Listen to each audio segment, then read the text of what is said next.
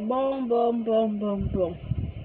Les gars, aujourd'hui, on va tout essayer de calculer la vitesse de remis. Dans ce qui me semble pour moi, son meilleur espoir. Yaouka était face à Djinou. Yaouka était face à Djinou, a tout simplement réussi à traverser.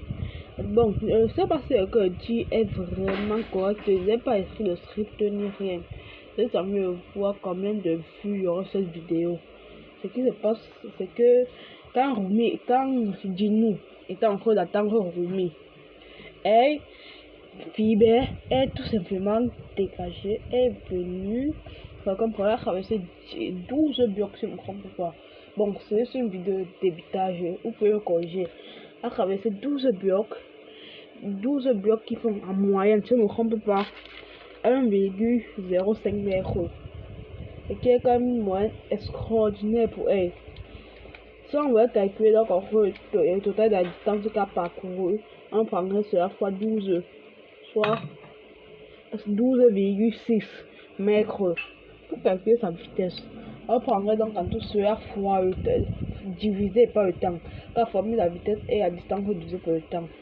On prendrait donc les 12,6 mètres divisé par. Elle a pris environ un kilomètre de. Que Dino a la peine de se tourner qui était derrière elle. Ce qui dit en moyenne 0,1 seconde.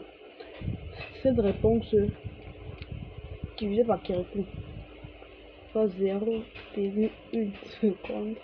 Et qui me donne total de 126 mètres par seconde. En kilomètres à faire pour ça pour 3,6.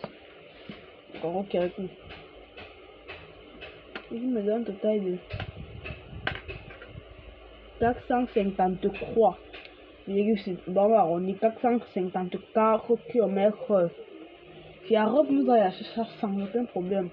Et si on veut encore faire le calcul de sa force, la formule de la force selon Newton est égale à la masse fois l'accélération. Et disons qu'elle fait environ, je sais pas moi, 70 kg.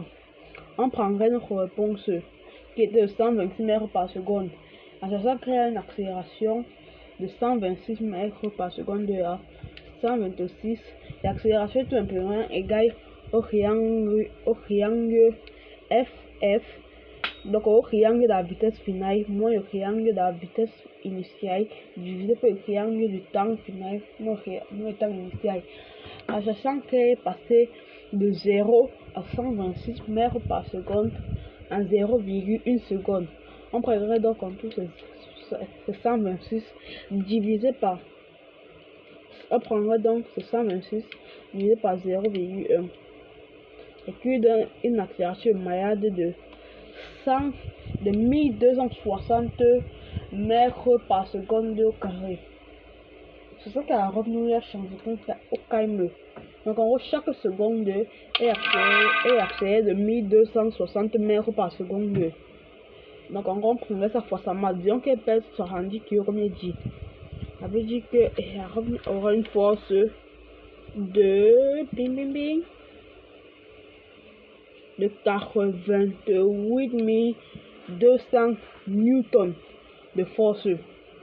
Si on veut s'amuser à calculer son énergie cinétique, on prendrait donc sa masse divisée par 2, qui donne un léger 35 fois sa velocité au carré. On avait bien vu qu'il était 126. On prendrait ça fois 126 au carré. La robe aurait donc en tout une énergie cinétique totale de 555 660. À vous dire à quel point est-ce que c'est, disons, quelque chose de heureux. Si on veut, bon, je sais que si on est parti loin, moi je suis censé calculer la vitesse de Rumi par sa force son énergie cinétique. Bon, vu qu'on est parti assez loin comme ça, pourquoi pas une fois parti aussi dans son énergie potentielle gravitationnelle, qui est égale tout simplement à sa masse fois la gravité terrestre fois la hauteur. Alors aussi en cinquième, le plutôt connaît parfaitement ses formules. You are aussi un génie. Oh my boy. Aussi, and I'm also from the anglophone section. Bon. Ça voudrait dire donc en tout cas on prendrait. Il voudrait dire donc en tout cas on allait prendre sa masse qui est de 90 fois 10 fois la hauteur. Donc un seuil de ce mufle prendrait disons 2 mètres. Ça veut dire qu'il y aurait une énergie potentielle gravitationnelle de 1800 joules. Joules, il faut que vous dire à quel point est-ce que c'est. Je ne suis pas sûr que vous êtes capable de lâcher ça. Et bien sûr que si on veut aussi calculer la force et la potence qu'elle utilise pour littéralement voler, c'est que normalement elle devrait littéralement modifier les lois de la gravité terrestre.